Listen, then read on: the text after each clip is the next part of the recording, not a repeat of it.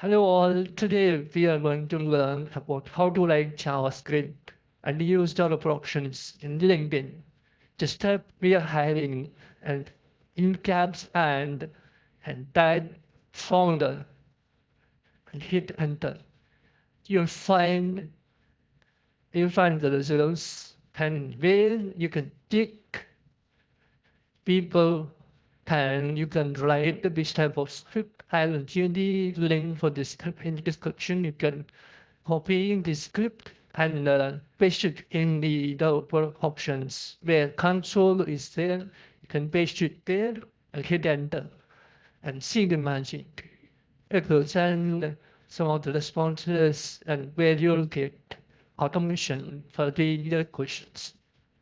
Thanks for watching. See you in the next video.